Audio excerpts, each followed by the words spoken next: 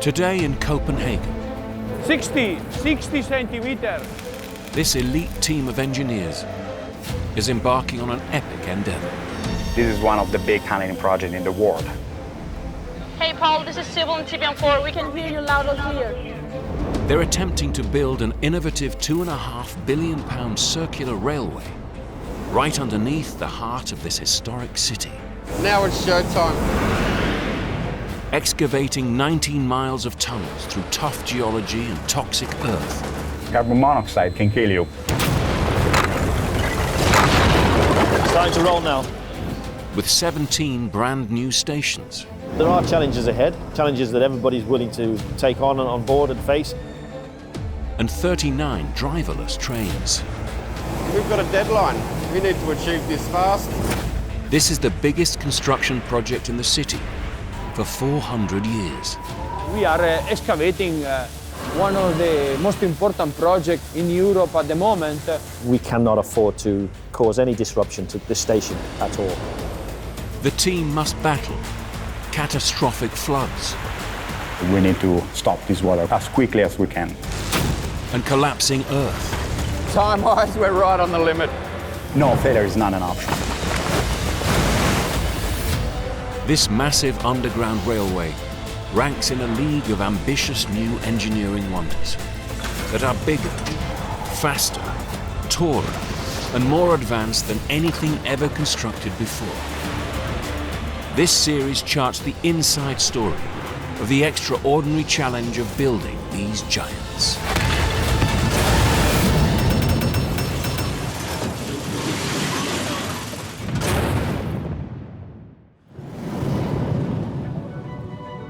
The historic city of Copenhagen lies on the east coast of Denmark. Its spectacular architecture and sights attract millions of visitors each year. But this creates a problem for the city's population. The capital's roads are congested. Copenhagen's 1.2 million residents have to battle daily tailbacks and gridlock that block major roadways. The city does have a metro, but built in 2002, it was not designed to cope with today's peak demand. So that's why, beneath the center of this historic city, this team of engineers is in the midst of building a trailblazing new underground railway. It's pretty challenging and an important project because it is supposed to get 90% of the population of Copenhagen at less than 600 meters from a metro station. Constructed in a circle underneath the city, the new railway, called Cityringen, will bring the majority of the population within a 10-minute walk to a station. It's a project that is going to change the shape and face of the town once completed. Cityringen will plug directly into the existing metro network to double capacity to nearly 130 million passengers each year. How many rings this morning? We already did one. The man tasked with constructing the railway's congestion-busting tunnels is Valerio Violo. The city of Copenhagen is looking at us. It is following the progress of the construction on a daily basis. They really want us to finish and to get the metro up and going. So there's a kind of a strong pressure on our shoulders. Building a project of this magnitude directly beneath the heart of this historic capital city is no simple task. There are a lot of safety challenges from underground works that come together, provides us with a lot of risk and hazard that you don't normally get in a normal construction of a building, for example. This is the massive railway Valerio and the Copenhagen metro team must somehow build. The plan is to construct 17 brand new subterranean stations that will circle the city in a ring. Each station will be unique, built to reflect its surrounding area.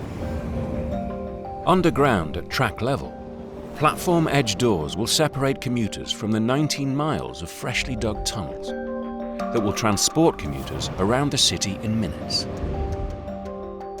39 innovative driverless trains will run through the tunnels.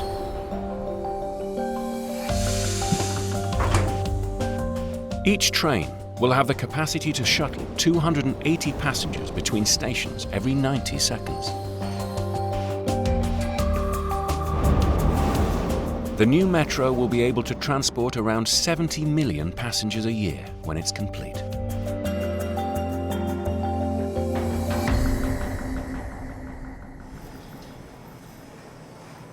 It's going to be a big challenge because the city itself is relatively small and congested. So there are challenges ahead, challenges that everybody's willing to take on board and face. Building the vast underground metro in this jam-packed capital city involves a series of key challenges. The team needs to excavate 17 massive holes right in the heart of the city.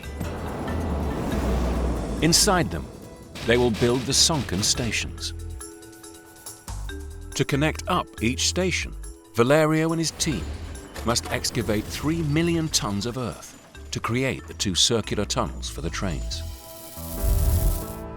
Hot on the heels of the tunnelers, a team of track layers must position, concrete, and weld together over 22 miles of rail track. Engineers must also construct and test the fleet of 39 new driverless trains.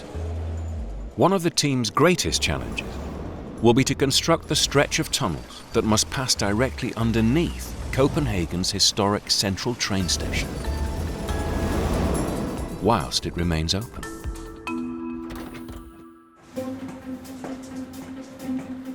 This is the Italian headquarters. We have here the technical office where we control the excavation and the progression of the machines. We got a map here of Copenhagen.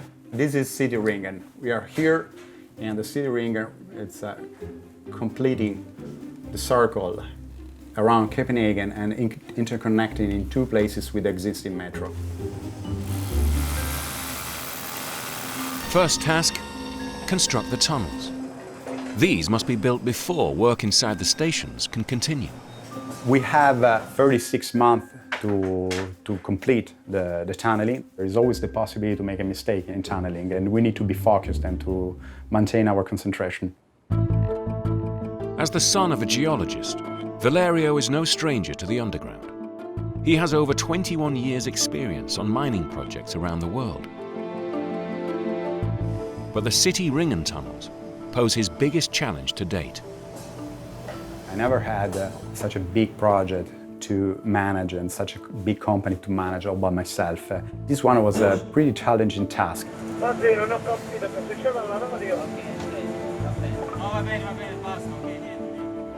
To excavate the 19 miles of tunnels on time, the team is using a fleet of innovative digging vehicles called tunnel boring machines, or TBMs.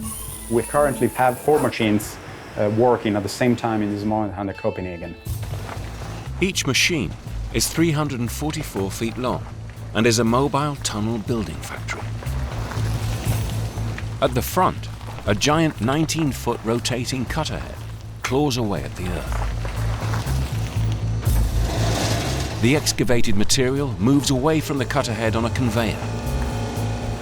It is loaded into carts for a small train to tow away. A robot arm installs precast concrete segments to line the freshly dug tunnel tubes.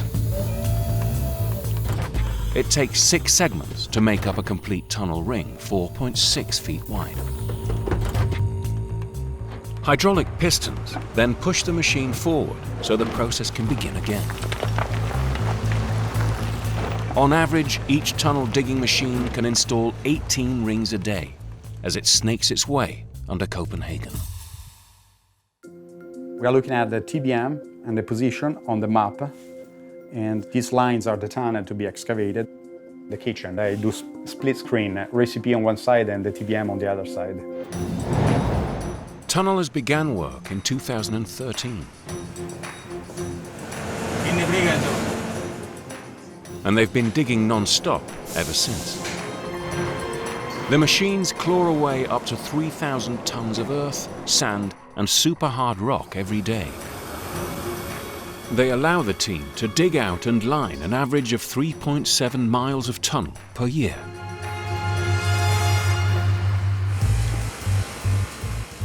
Today is a crucial day for the tunnelling team. One of the 4 machines has burrowed its way north to what will become Cityringen Station. Now it must break through into the half-built station structure itself, so that the tunnels and stations connect. Claudio Ramazzini is in charge of this critical part of the operation. This is the break-in side of the station. Basically, as you can see here we have the concrete block, and inside of this concrete block we have one of our big tunnel boring machine, and is about to get in the station. But that's easier said than done. To prepare for the machine's breakthrough, engineers have built a giant concrete block at the precise point where it will enter. The block acts as a plug to stop earth and groundwater flowing into the station as the machine eases through. Without this block, the pressure from the surrounding water in the ground could cause the wall around the machine to collapse, creating catastrophic damage. The tunnel boring machine is about 11 meters inside the concrete block. If you get closer to the wall, you can hear the noise of the cutter head cutting the concrete.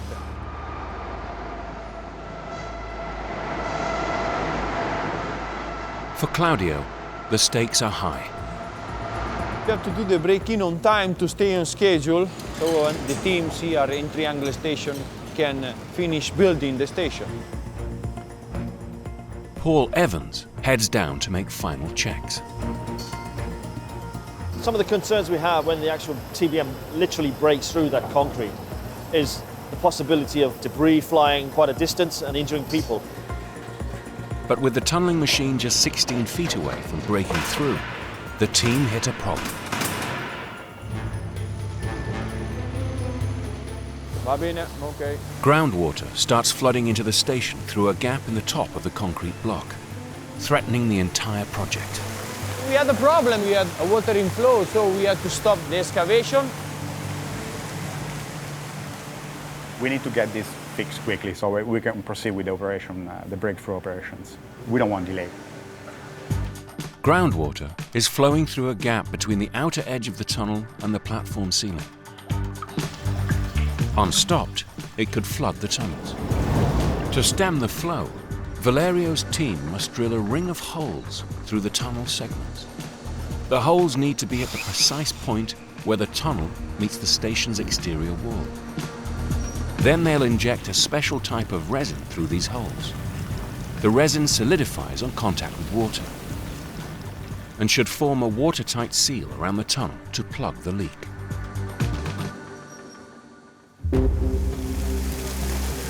Inside the station, engineers have begun battling the floodwater. We are going to fix it by pumping out the water by 2 big pumps, and also we have a truck on surface sucking the water from the truck level.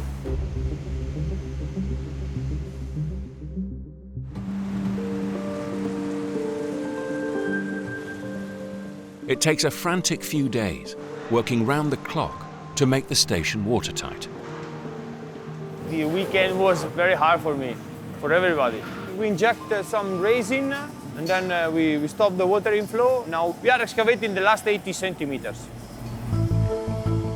Leak fixed, the team can now focus on the crucial breakthrough and hope that the resin plug holds up. This is one of the most important parts of the project. Everybody's waiting. Everybody nervous and want to see the cutter head coming through the block. The station team gather to witness the milestone. It's an anxious time for workers. I've been waiting for 4 years for this machine to arrive on this side. 60 centimeters.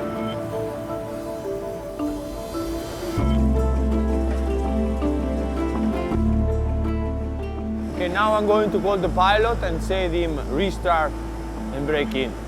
Finish. No more delays.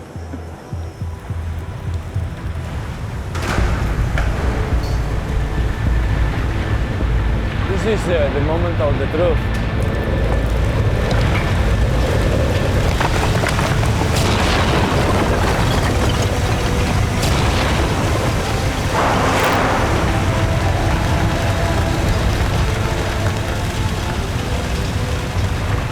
I'm very happy now because we are with the tunnel boring machine. We have done the break-in, so great moment. Success. The tunnelling team break through and join up with the station crew for the first time.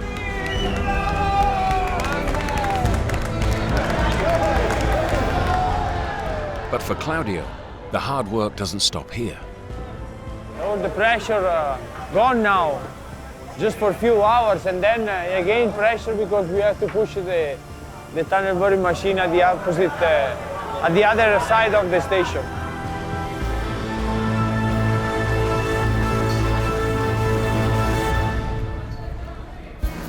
With the tricky breakthrough behind them, the 4 TBMs pick up the pace.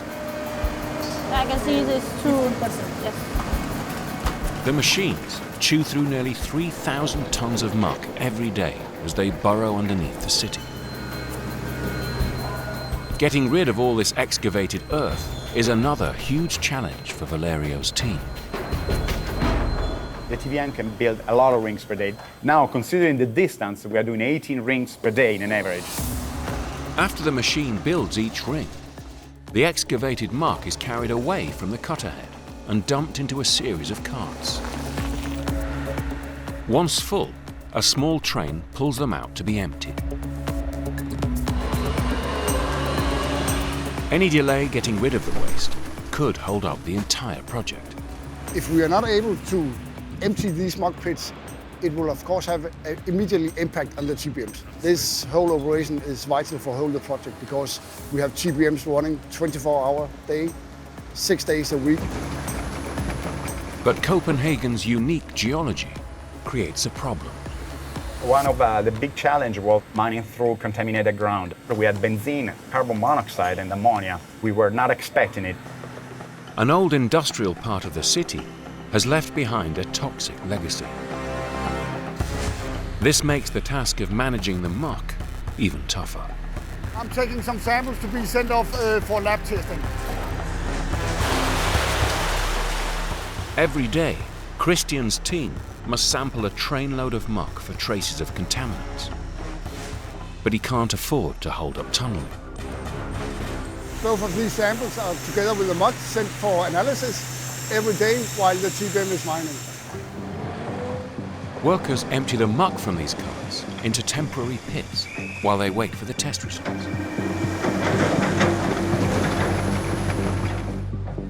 Every day we get the decisions from the authorities and then we instruct the worksite manager how they should organize the deposit and which muck pit is clean and which muck pit is contaminated. It takes 24 hours for the results of each test to come through. Hi Klaus. Where's the muck going today? It's clean? It's clean muck. Okay, thank you very much. All the muck today is clean and it's going to be disposed of to the clean soil facility.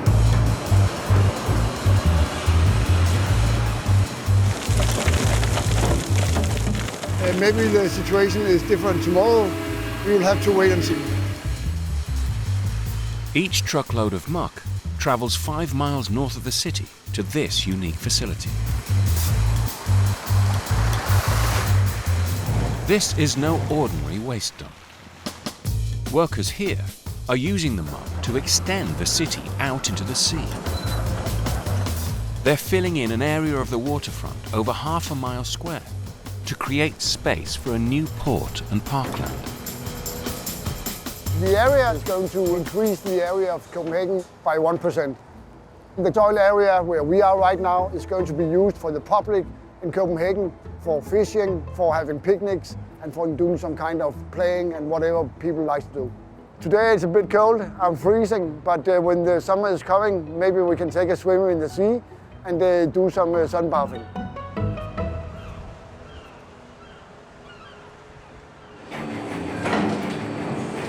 Underground, the tunneling team is still working flat out.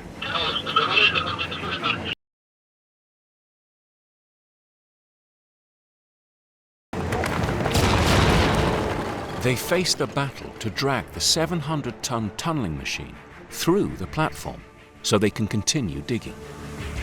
Everybody wants to see the machine come in, but then a lot of people want to see it leave again because there's a lot of work that has to continue from there. There are deadlines to meet. Claudio and his team get to work pushing the mechanical monster through the station. Time is the biggest enemy for us because we need to get this through the station, restart mining, and stay on time. Claudio needs to get the machine moving fast. The track layers are hot on their heels. Valerio and his team with the tunnel boring machine are furiously chomping through virgin dirt. Our goal is to be as close as possible behind his team so that we can all finish this project on time. We have 2 tunnels, 17 stations. We've got a deadline. We need to achieve this fast. Paul and the team need to position the track, secure it with concrete, and join each section together with absolute precision. It's no mean feat.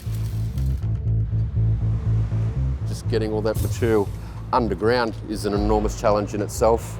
Every bit of rail, every sleeper, every bit of concrete, it's not easy. Working in the tight confines of the tunnel restricts the crew to only 1 carriage load of rails at a time, making this a mammoth operation. It's imperative that these boys keep going. This is a 24-hour job, 58 metres a load. You can imagine how long it takes.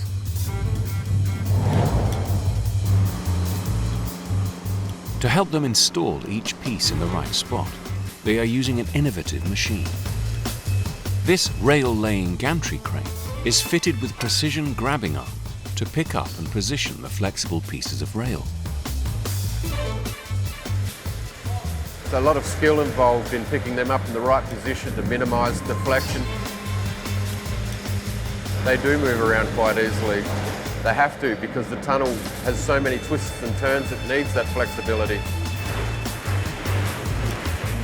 The flexible rail helps the track layers snake a path through the curved tunnels. With curvature in one direction, we also come across the problem of one rail getting longer or creeping ahead of the other. So every so often we need to perform a cut with a quick cut saw to make sure that we're back on level pegging.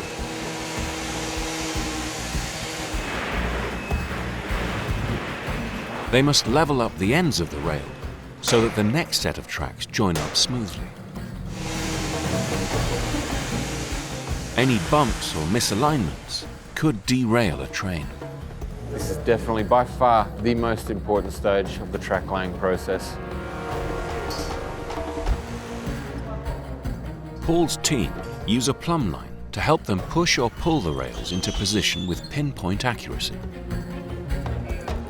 Without these sorts of accuracies, there's a chance that the train could derail. And if my head's sort of moving around like this, I may as well catch a bus. It needs to be smooth. Perfect. With the tracks in place, the team must now lock them into position with concrete. That's easier said than done. To secure the next 50 feet of track, they need to pump around 20 tons of wet concrete 6 stories down to a mixer in the tunnels and feed it to the rail crew before it sets solid. It's a long distance in a short amount of time. 90 minutes is the time that we have to ensure that the concrete is still in a condition that we can use to lock the sleepers into their final position. It takes over 40 minutes to fill each mixer. If the concrete doesn't make it to its final position, we've got a problem. The concrete is now already halfway through its lifespan. There's an enormous amount of pressure on these guys. 90 minutes is not a long time. The load reaches the concreting crew with just minutes to spare.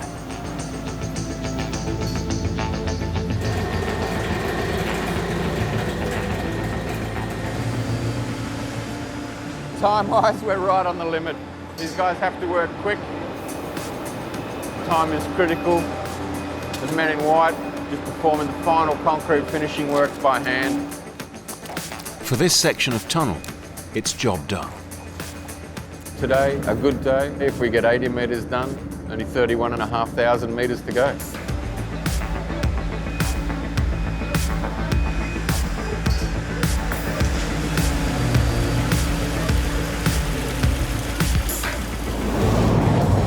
While work on both the tunnelling and track laying picks up pace, 1,200 miles away in Italy, engineers are building the railway's 39 new driverless trains. Here, the team assembles each of the train's 3 individual carriages, installs the doors and windows, and connect up the complex electrical systems that will provide the driverless train controls. Once built, each train is shipped to this test facility, where Davide Marandola's team add the finishing touches. All the trains are my baby, so every time that come a new vehicle from the factory, I approach and then until I love it. From the receiving to the preparation to the testing until the final handover to the customer. I'm a really busy man all day long, yeah. The new carriages are arriving thick and fast, so Davide has his work cut out. Today is a very important day because we are going to test a new vehicle. For the first time we reach the test track, so it will be so important to get all the data to evaluate the behavior of the vehicle. Hidden at the other end of the facility is Cityringen's high-speed test track, where each train must pass a series of critical tests. Today, technicians plug into Train 20's computer controls to track its performance. We are going to test the brake test and the acceleration test. We are going to verify the situation of the vehicle we receive, if it's the good or we have to make an intervention. So we have to find out today. Davide will push this train to its limit. It must accelerate and brake within a specified time and distance. It's crucial because we need to provide a train that is reliable. And now we are going to the test track. If this train fails, it could delay work on the entire fleet. In the cab, we are using the emergency control desk. When fully operational, the trains will be driverless. But for this crucial test, a driver sits in the hot seat. Michael, can we get the forcing already? Yeah, so the acceleration is quite strong.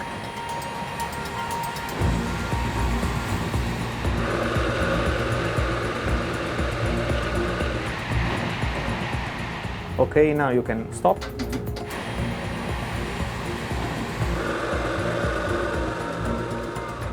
Now for the brake test. We are starting, then when we reach max speed, we make max service brake. Each train must be able to stop dead in 56 meters or less. Okay, now you can stop. B3, yeah. Okay. Yes. Okay. After a day on the test tracks, it's the moment of truth. Has this train passed both tests? We can evaluate increasing of the speed, so this yellow line, from 0 to 40. The acceleration was 1.25, so has been good, reached in good way. The braking data, the distance we reach is 49 meters and the target has to be minor than 56. And the speed was 40.81, was fine. Yeah, is in good condition, the train, yeah. It's back to base for this train, having passed with flying colours. But with 19 more trains to put through their paces, there's still a lot more work for Davide's team to do. We'll start the next train, next job. New adventure, every train. As trains begin to line up, ready to enter service, Paul's track team is working 24/7 to install the rails. With thousands of rail joins to weld, it's a relentless battle. 2 tunnels, 18 kilometres in length each tunnel, a weld every 18 metres. That's thousands and thousands of welds. Paul and the team plan to use an ingenious and super fast welding technique to stop them falling behind.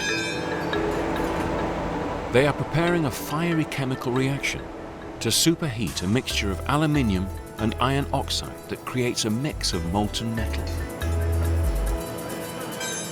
This liquid metal should fill the gap between the rails in minutes.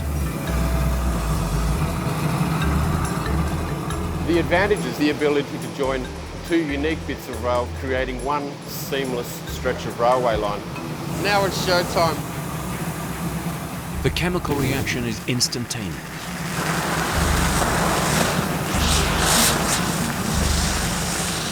The liquid metal flows from the base of the drum into the mold.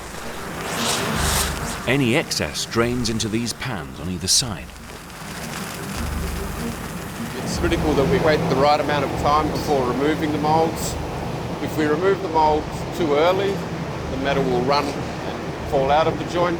If we remove it too late, we run the risk of having molten metal stuck to the track, which is very hard to remove. Once ready, they break the mold off and leave the weld to cool overnight. Here we can see a thermit rail weld that was completed last night. We can see that the rail gap that we witnessed earlier is perfectly filled with the molten metal solution. It's had an initial grind and is ready for the final grinding later tomorrow. 1 rail weld completed, many thousands to go.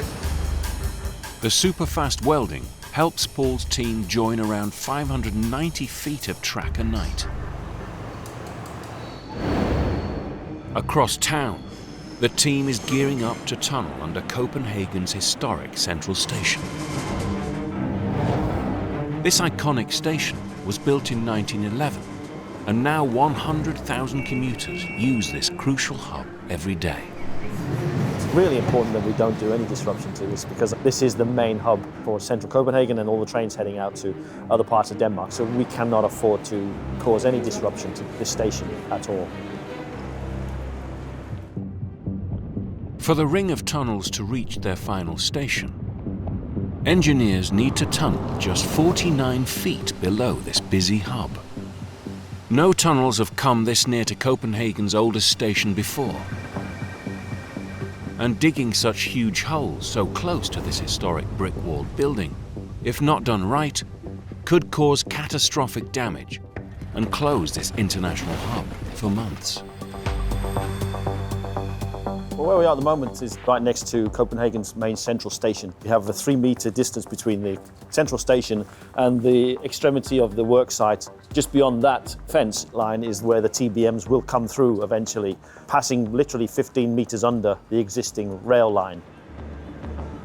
The team is so nervous about digging this section of tunnel that they have a special crew that monitors the operation 24/7. It rests on the shoulders of Spiros Latsaneri to make sure the old station doesn't start collapsing. We're in the center of this city, and it is very important that we monitor what is going on the surface and on the subsurface. The buildings we are passing below are very old, without foundations, most of them. So it is very important that we control very well our works, and we know that we do not create any damages that could be severe. The plan is for workers to excavate the tunnels underneath the historic station. There's a real risk that the digging could disturb the earth around the machine, causing the soil to shift and triggering the buildings above ground to tilt. To monitor for this, Spiros and his team have installed a clever network of lasers and prisms all over the station to check for any movement. The laser fires a beam every 30 minutes to record the position of the prisms. If the spot the laser beam hits suddenly changes, this means that the prism has moved, and the system sends an alert back to base. watching very closely all data from TBM and all monitoring data gathered from the systems. So if there is a problem, I will be the first one to know and understand it. Inch by inch, the machine slowly snakes its way under the main station. Stop the foreman and just put it into the screw conveyor. It's a tense time for the tunneling crew as they approach the point where they will make the final breakthrough next to the main station. Okay guys, welcome. It's the moment they've all been working towards. We're working at night, prepare again. The main focus point today is going to be the final breakthrough. So of course it's not just a final breakthrough, it's the last breakthrough of the entire project. We've been part of this project now for the last 3 years, and it all comes to this point when it breaks through. We need to keep our focus on the safe distance for the spectators, and especially with this breakthrough, there's going to be a lot of people that want to get in there. There'll be a lot of eyes on us, and in that respect, we want to make sure that we do this, and it's a nice, clean breakthrough and without incident. Thank you. But just as the tunnel has reached the halfway point under the station, some worrying readings alert Spiros' team to a problem.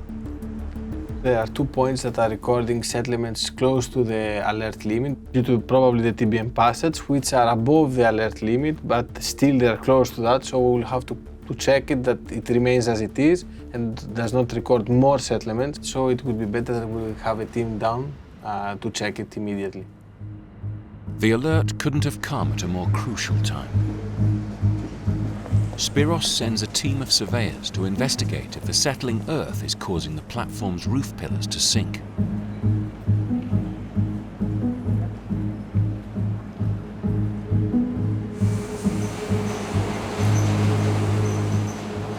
We had some points moving, and we're double checking to see if they continue to move or if they are staying in the same level, because the tunnel boring machine is right underneath us here, so we'll double check if it's all right. A lot of things could happen here. There's a very big arch over us, so if something happens with some of the pillars here, if part of the tunnel starts collapsing or something like this, we will know it before it gets critical. They check all 60 prisons in the station, dodging commuters who are oblivious to the digging demon passing right beneath their feet. Some days I can actually feel the boring machine moving under my feet, like vibrating the ground.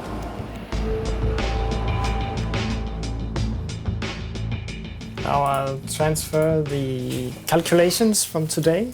We can then see what was measured, and the 2 points that we measured that was close to the alarm levels are about the same height that they were last time, so they stopped moving down. Everything is stable and everything is where it's supposed to be. The data confirms that the ground has stopped moving, at least for now.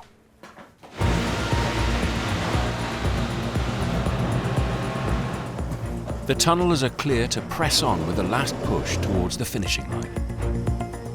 And the final breakthrough into the new Cityringen station. I think we should have them at this point here, rather than the bottom level. In my opinion, it's a bit too close. Move back to 1 yeah, meter. we'll just move back a metre or two, so we have that little bit more extra space. Hundreds of VIPs and officials are due to arrive to witness this momentous event. Paul can't afford anything to go wrong. So tomorrow everything's going to be nice and clean and ready for the final breakthrough. Okay, I have no problems. The team has enlisted some extra special help to make sure the final breakthrough goes without a hitch. That's the statue of the Santa Barbara. She's the patron saint of miners. So wherever we go, we would like to have the statue there as a good luck symbol for our mining to keep us safe wherever we may be underground. She's brought us luck all this way, so why shouldn't she bring us luck for the final breakthrough? After 3 years of construction work, the day of the final tunneling breakthrough finally arrives. Everything has been leading up to this crucial event. The final act. Today is the end, at least of the tunneling operation. We're all ready, we're all set up, ready to go. We're just waiting for the last of the visitors and guests to arrive, and then we'll get the all clear and we'll be ready to push. 31 kilometers, ending today, last meter. With a subterranean feast, complete with champagne and red carpet all laid out, the pressure grows on the tunnelling team. There's a big buzz in the air and everyone's excited to see this happen. Welcome to the last break-in of the project. We're going to go through a couple of safety issues. Inside the tunnelling machine, Sibyl Jensen gears up for the final push. Sibyl, this is Paul. Radio check over. Hey Paul, this is Sibyl in TBM4. We can hear you loud and clear. Okay, good. Everything looking good your side? Yes, we checked the pumps. Everything is ready. Thank you, stand by. Everything's good to go on their side. Everything's how it should be. Let's go. Starting to roll now. We can start pushing now. Where start? Piano, piano, piano, piano.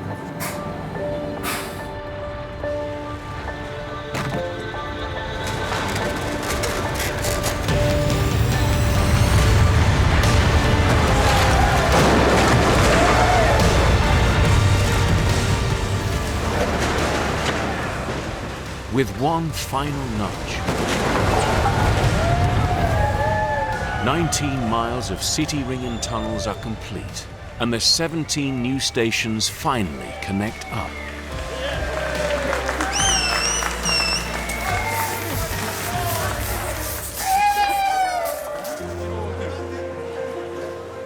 For Valerio, Paul and the whole team, it's the end of an extraordinary underground journey. How was that? Oh, brilliant, fantastic, extremely happy. For Copenhagen, it means that you can walk from here all around town and come back from that direction. A 15 kilometers ring is complete. It's the first big, huge step toward the completion of the metro.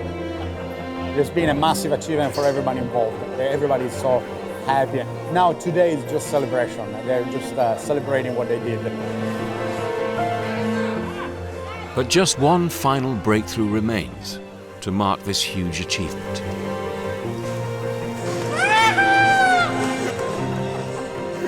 Buona torta! Have you seen this cake?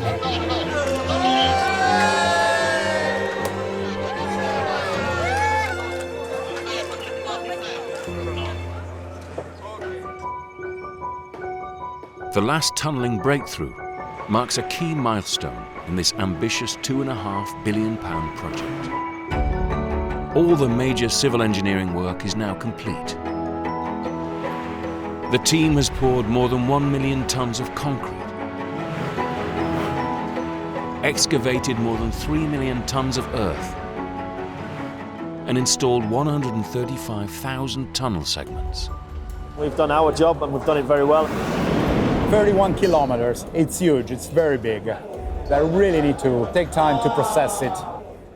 Over the coming months, the Copenhagen Metro team continue to lay the last sections of track, fit out the stations so the ticket halls can open, and ready the 39 trains for operation. When this is all finished, I want to come back and take the first ride on the metro. I'm definitely going to do that. Cityringen will soon ease the pressure on Copenhagen's roads and help keep this historic capital city running well into the next century.